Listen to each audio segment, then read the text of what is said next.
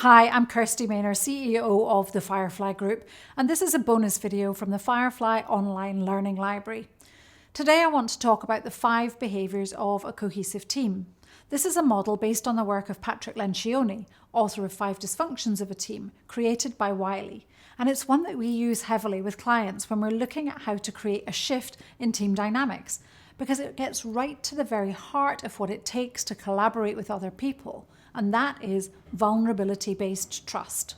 What does that even mean? It means the ability to connect with another human being and build a trust-based relationship where we know each other, see each other, recognize our strengths and weaknesses, and are able to work together to create more effective outcomes.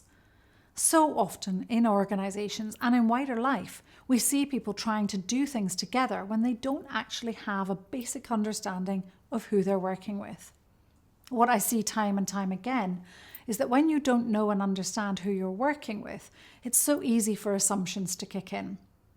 You start telling yourself stories like, they don't care, they're only interested in pursuing their own agendas, they don't want to work together, they're not showing me the full picture, and all the things that we make up on a day-to-day basis. Human beings are so great at making up stories that we actually have a separate video in the library about assumptions and how to stop them from being a key and unfounded driver of your behaviours.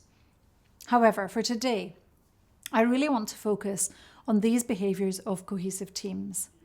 When we have that vulnerability-based trust, when we're able to recognise and share more of ourselves with our colleagues, we're able to have productive conflict. What that looks like in a team setting is that we're able to challenge ideas and concepts rather than feeling like we're throwing rocks at each other.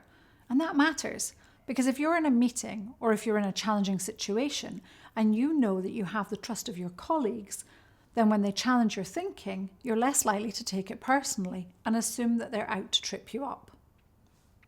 Being able to have productive conflict is vital, because when we have that productive conflict, everyone gets the chance to weigh into the conversation, to air their views, share their concerns, to really offer a counterpoint view.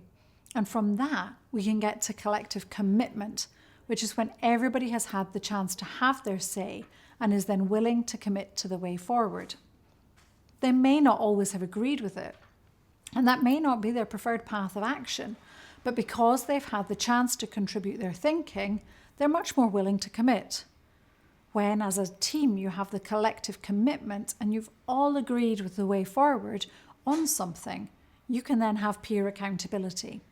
One of the challenges we often see working with leaders in organisations is them saying that they feel accountable for everything and they have to keep following up with team members when things haven't happened or haven't been done.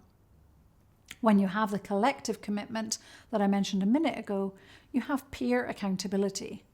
So if person A in a team says they're going to do something and then they don't, person B can say to them the next week, hey, you said you were going to do this, it hasn't happened. Help me understand what the challenge is.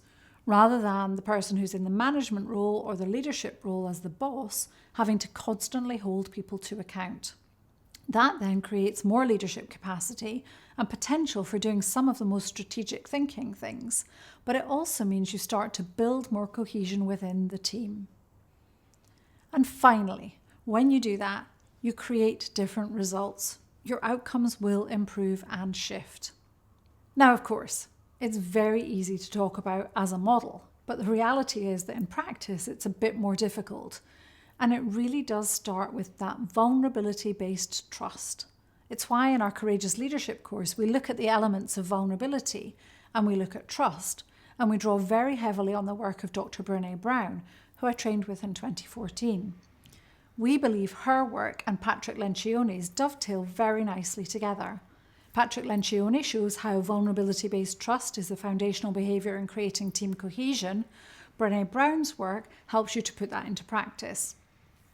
And so both our Leading Effective Teams course and also our Fundamentals of Effective Teams course for people who work in teams are designed to help you build these behaviours, to really get clear on the purpose of your team and then build the behaviours that will help you to be more successful. If this is something where you need more help, you can contact us to find out more about how working with a Firefly coach or accredited facilitator can help you to accelerate your results. This has been a bonus video from the Firefly Online Learning Library. You can find out more at thefireflygroup.co.uk.